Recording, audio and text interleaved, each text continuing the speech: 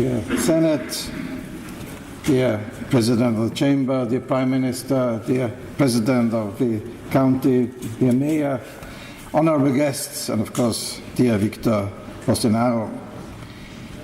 I'm very honored, of course, and very moved.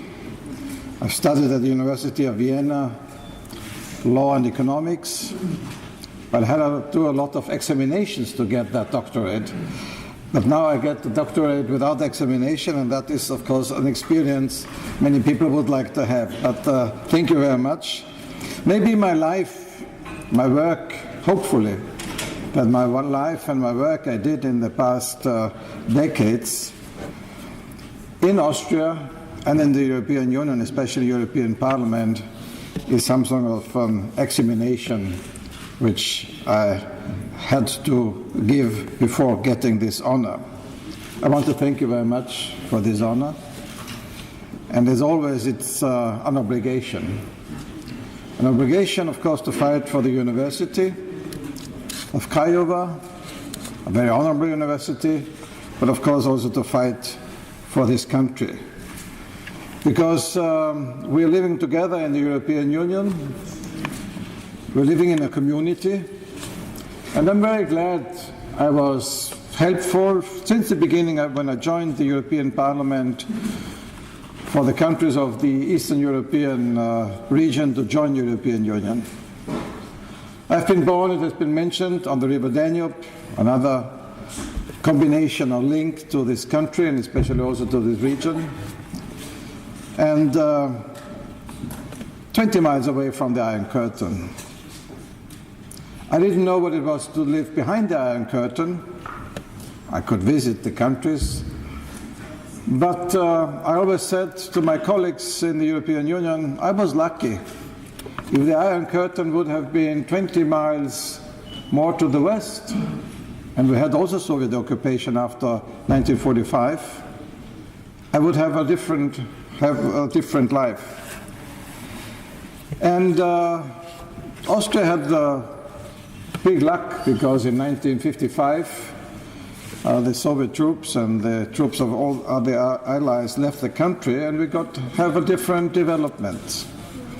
And if we see some of the problems the country Romania has and we don't have, it is not because Romanians are not as industrious and as good people, but because we had another history. And thank you very much again. And I hope, and I will fight for that Romania will be able to join Schengen very soon, and then of course also the Eurozone, because Romania deserves and has done a lot of work in that direction, and it is absolutely not acceptable that unpolitical forces are preventing, for example, that Romania already is in the Schengen zone. Now, it's not a political speech.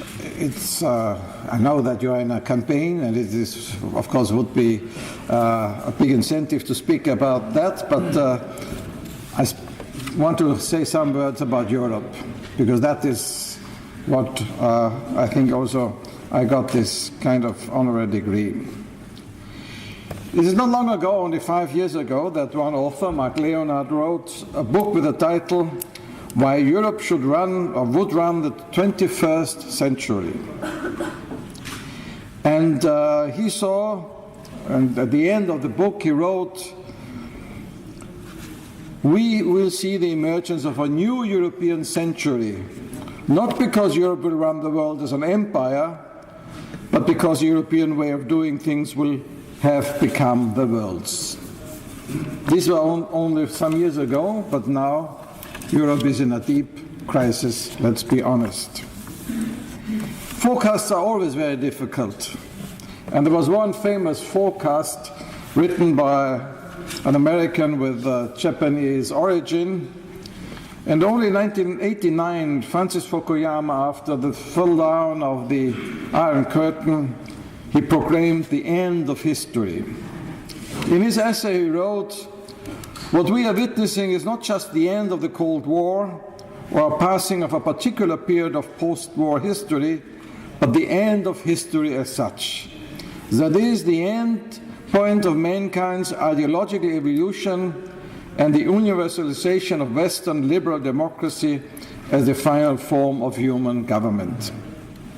What turned out wrongly, and Fukuyama withdrew his proclamation himself. But Fukuyama also wrote, "The end of history will be a very sad time." Now, we got a very sad time, but we didn't get the end of history. Today, more than 20 years later, it is the current crisis that we are stuck in that shows the victory of free market economy and capitalism, and that the victory was only a Pyrrhic victory. We can see this when having a closer look at the process of European constitution and the Lisbon Treaty. The Lisbon Treaty was built under the impression that the free market would regulate itself and everything. Despite the overcoming of ideology, what Fukuyama saw in the end of history, the European structures were shaped under the guidance of an ideology which worships the market as the highest instance of shaping the world. Perhaps the Lisbon Treaty cannot be called itself neoliberal, but it accepts and confirms neoliberal tendencies and lacks guarantees for social standards. But why is this so? And as I was asked to speak about Europe after the neoliberal period, I have to say we are still in the neoliberal period. We have to prepare ourselves, and let's hope we can come to that direction, but it's not easy. Why did the Lisbon Treaty, the Treaty of the European Union, neglect the social issues and the economic issues as well? When the European leaders started to work on the Lisbon Treaty, a global financial crisis was not on the horizon. The Lisbon Treaty was signed in December 2007. Lehman Brothers declared bankruptcy in September 2008, and the treaty was entered into force on the 1st of January 2009. So the treaty doesn't deal with economic regulation and governance, and it does not deal at all, or nearly at all, with social issues. But this approach has failed, because we can see many of the social problems today in many cities and regions. And when I had the opportunity to speak with the president of the county and the mayor, what are the biggest problems?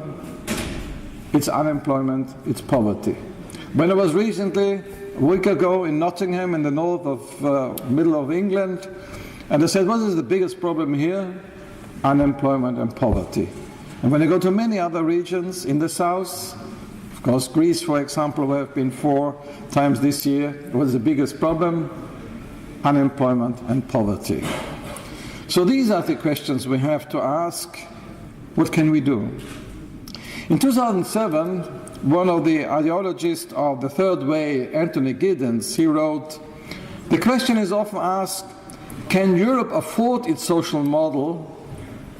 But perhaps we should turn it another way around and say, can Europe afford not to have its social model in the center of its policy?" So the construction of something new, like the European Union, in a new world of insecurity and rising complexity, is a very difficult job. The advantage of the nation state is he's existing and gives at least the impression of permanence and stability.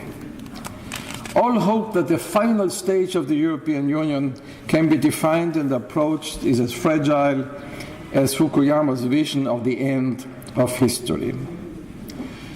Some days ago, this week, we gave the European Book Prize to Mr. Luc van Middelaar. And he said very clearly in this book about Europe, one never navigates in an ocean of security. So all what we do is in this world of insecurity. And there are 3 concepts he defines fighting for Europe. The Europe of nations, where you say the nation is the biggest and the only real entity for political life. The Europe of the citizen, where you say you have to go to the citizen to build up a new Europe. And the Europe of institutions, where you say its most important thing is to have a commission, to have a parliament, to have a council who is defining what is Europe. These 3 concepts are fighting each other. Who should define what Europe is about. Is it the nation state alone? Is it the institutions, the Parliament, the Council and the Commission? Or should we work on a Europe for the citizen so that the citizen notice what Europe is about? And probably it is true that all three elements, the Europe of nations, the Europe of citizens, and Victor Bolsonaro knows he is very active in the Committee for Petitions, how many citizens also directly want to have relationship with the European Union, or are the institutions like the Parliament and the Commission the most important elements of it? But what is in any way true and important in all ways is that we learn in Europe to have an effective economic governance and we respect the social issues. Some days ago, the European Commission proposed the blueprint for a deep and genuine European monetary union, as it is called. You know, all these titles in the European Union promise much more than will be delivered, but okay, let's see. And in this blueprint, the European Commission demands a full banking union, an economic union, a fiscal union, and a political union. But there's nothing about the social union in it. And on another occasion we can read the following, quote, "A comprehensive vision for a deep and genuine EMU, European Monetary Union, conducive to a strong and stable architecture in the financial, economic, political domains, underpinning stability and prosperity." Nowhere again the social union is demanded. But in times, as I said, where unemployment and poverty is rising, and when the necessary expenditure for research and education is decreasing, this is an irresponsible blueprint. And when we see now the debate about the budget and the budget forecast for the years 2014 to 2020, and we see that many of the member countries just want to cut the budget. And when I can see what that means, for example, for this region, this area, when we discussed it before, there's less money for do the projects, for renovating, for building infrastructure. Is that the Europe we dreamed about? Is that the Europe when many Romanians also dreamed about in the past? I cannot imagine that it is. The lack of respect for social issues and concerns leads also to more and more skepticism of the EU and more distance between the citizens and the European institutions. It promotes those political forces who do not want Europe to proceed in the direction of a Europe of institutions or a Europe of citizens. And many federalists who want a Europe of strong institutions disregard the neglect of social issues by the European Union. I agree with all those who say, no, we need a stronger European Union. Yes, a relaunching of Europe, as we call it, is necessary. But the skepticism of the citizens towards the European Union is growing, and we should refrain from early discussion of institutional changes. First, we need to change the policies of the European Union and to take into account the social needs. Pure austerity, as it is proposed on many national and European level, is destroying the fundamentals of the welfare state and is not the answer we have to give to the concerns of our citizens. The lack of effective social governance has allowed social inclusion and inequalities to grow. Isn't it a catastrophe that in many of our countries the difference between the rich and the poor is growing again and again? Therefore, whatever European Union does, whatever European Union does about the reconstruction of European Union, we need a social pact which is taking into account of the social needs of the citizens. And that does not mean that reforms are not necessary. Of course, a longer life expectancy necessitates changes in the pension system. And low growth means less means for social policy. But we always forget that social policy and a sound social network is helping to economic growth, because it creates jobs, jobs create income, income creates taxes, and taxes create the possibility to meet the basic social demands. Yes, Europe is in a crisis. It is not the first crisis of the European Union. Perhaps it's the first crisis you see from the side of Romania as a new member country. But the question is how we can come out of the crisis. Some governments in the northern countries, but also in Hungary and the Czech Republic, they think less Europe is better. It is, some of these countries also say in the discussion about the budget, better spending is the element which is necessary. But if it comes to the end of the day, better spending for Britain and many other countries means less spending, nothing else. So let's be honest, and if you don't want to spend money, say less spending and not better spending, but that at least would be honest. So I think as politicians, but it's also true for the academic discussion, we have to address all the three elements: the Europe of the citizen, the Europe of the institutions, and the Europe of nations.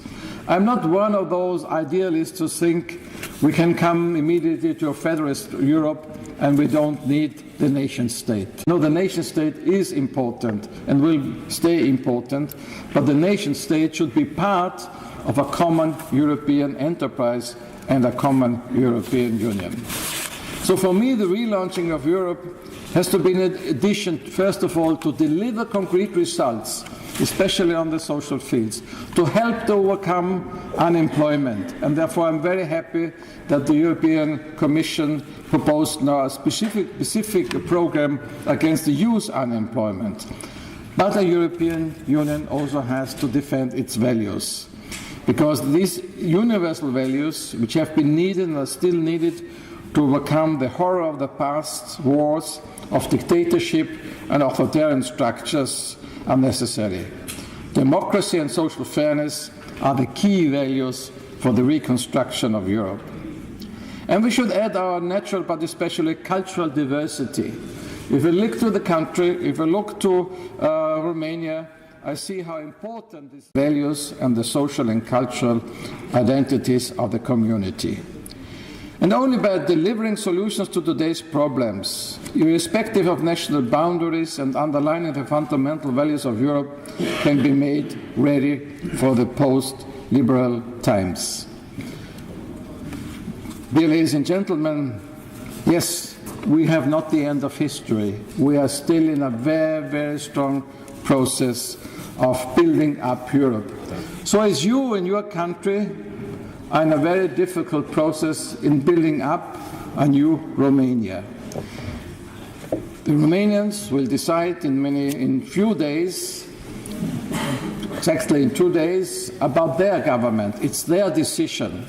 But of course I hope that this will be a government who is respecting the economic needs but also the social needs of the country and is contributing to the European Union in the sense of economic and social development. Because wherever we are, if we are a richer country or poorer country, if we are from the west or from the east, if we are from the north or the south, the social issues are important issues. And if we want to be successful, again, as I said, we can discuss about institutions and many other issues, but we only can be successful and we only can win the citizens if we respect their social needs and we do something about it. It's not, as I said, against reform, but don't respect the social needs of your countries. And let me end to thank you again, and I tried in some Romanian words, I hope you can understand them as well. Vreau să mulțumesc Universității din Craiova pentru aceste onore și să urez succes studenților și profesorilor, ca și locuitorilor din Dolj. Mulțumesc!